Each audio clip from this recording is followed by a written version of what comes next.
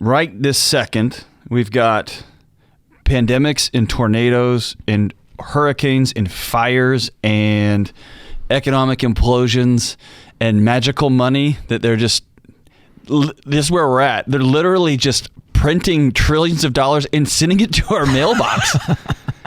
We don't even have to, it's just coming in the mail now. Like, we have crossed all lines of reality. And then on top of that, we've got the racism challenges, we've got the protests, we've got all of these discussions about systemic issues, all the stuff that's going on. And then we've got locking down, we've got education issues, we've got medical, nobody's trusting anybody anymore. Masks are real. No, they're not. Yes, they are. No, they're not. We got all of this. And then we got an election coming up that may or may not be a big deal, right? And we've got elected officials who are... They're throwing crayons at each other, right? This is going to come out after the election, right? Yeah. So we may or may not have a have a solution by then. This podcast, it may not make it to air by this point. Exactly. Based on the election. But so if you have anxiety, that means your body works, right? That means your brain works. All anxiety is an alarm system that says you're out of control. Right? You can't predict what's going to happen. So you have no control of your environment or the future. And it's an alarm that says you're disconnected. You don't have a tribe. You don't have a community with you. You don't have people that are in your corner. To use Dave Ramsey language, people are our emergency fund for life. And so again, we're starting to reverse engineer now.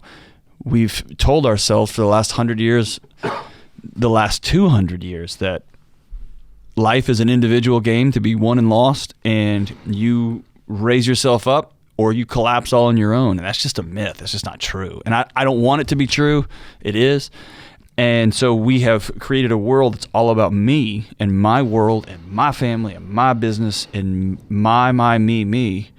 And then we find ourselves in a house on a device that gives me everything I want. It gives me only the news I want. On demand. Only the ads I want. Now there's people on demand that will do whatever I want. I mean, we have just moved ourselves into a bubble, right? And man, our alarm systems are just ringing off the hook saying this is not good. I want you to say more about this word anxiety. It's getting thrown around a lot, actually, in society. What is it? What is it not? How do you define anxiety? So I define it, all anxiety is an alarm system that just says you're disconnected. And like I said, you're disconnected and you are in a situation where you're not safe. You can't control what's going on. An easy way to say it is anxiety is a fear of the future, right? And we have turned it into a medical disease. We've turned it into the problem. And I like to say it's not the problem. It is letting us know there are problems, right? And so it's a smoke alarm in your house. And think of your kitchen being on fire and think how ridiculous it would be if the kitchen's on fire, all of a sudden the alarm's going off and we get a ladder and duct tape pillows around it, right? You're right. That's what we do. Or take the battery out. Take the battery out of that thing. It's making noise. Like it'd be if the fireman showed up and we were like, the stupid alarm won't quit ringing. And he's like, that's not the problem, lady. Your house is burning in, right? And so when our alarms go off, we need to stop and look what's wrong with our environment, right? And we don't like to do that because we're told to power through, snap into a Slim Jim, right? Lift more weights, grit our teeth more, and just go keep driving through. Right? Yeah. And so, and we've got medicinal things to turn those alarms off. We've got numbing behaviors, right? We've got addiction. We've got another girlfriend, another job, another client, another drink, all these things that help silence those alarms for a minute. And then we wake up the next day and they're even louder, right? But that's what anxiety is. Yeah. So I think it's pretty tempting for all of us, especially as leaders, to power through. It's very Western. It's very American. We even brag about how strong we are as leaders to like make it happen, solve problems. You could even say that's the job description of a leader, right? You got big problems, figure it out. Yep. That's why you get paid the big bucks or the medium-sized bucks. Dozens a year. What do you? That's right. What do you mean when you say change the environment? I like to look at my body and honor it. And like us, the way I said that is like I picture myself in front of a mirror flexing like, that's right. It is not an honorable sight when I do that, right? If you wake up and your heart rate's racing, you wake up and you just got cortisol surging through your body, or you find yourself unable to sleep for the 5th night in a row, or you on week after week get that 2:30 or 3:30 a.m. you just pop open awake, right? That's your body telling you something. It's not that your body's broken. And so what I love to do when that happens to me is to look around, and it can be as little as, am I watching too much TV? When's the last time me and my wife looked each other in the eyes and held hands? When's the last time I was out directly with my kids playing in the yard? When's the last time I reconnected with my church family? When was I a human last? And usually, when's the last time I ate right? You know what I mean? And usually I can see a pattern of behavior that leans into my body saying, hey, we're not well. We're not safe. We're not safe. We're not safe. Or if I just sit there and doom scroll all day, you know, what's this politician said? What's that politician said? And I'm doom scrolling through a new device that's just going to give me stuff I want to know, right? And I already know what I think about it, so I'm not going to actually change my mind. And then, man, I'm sitting in a fire, right? I'm just dumping more gasoline all around me. Yeah. I think it's tough to turn off that noise because, I think about seasons where I felt tremendous anxiety and I didn't see it coming. I thought everything was fine. I'm happy-go-lucky. I'm a joyful person. And then boom, my body's doing this crazy stuff. And I didn't know what it was at the time. It turns out it was anxiety attacks, and I had this whole season of going through depression and all this stuff. And I'm a high performer. I'm a leader. I'm a take charge, make it happen, suck it up, buttercup.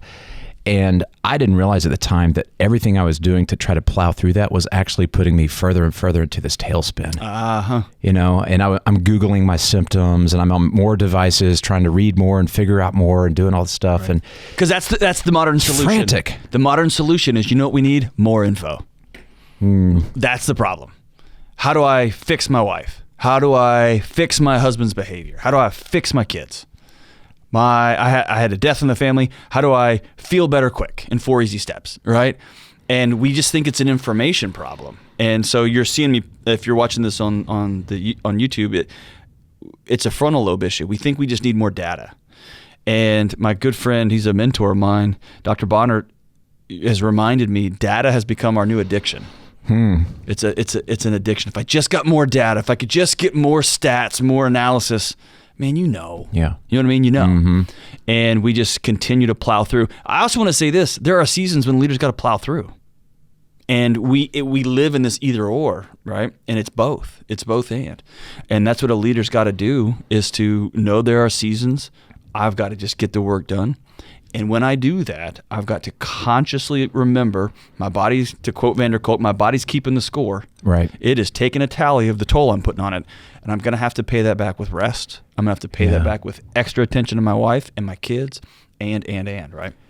If you think about many small business owners, they're always putting out fires, right? And like you're saying, I agree, there's a season you have to push through, you have to put out the fires.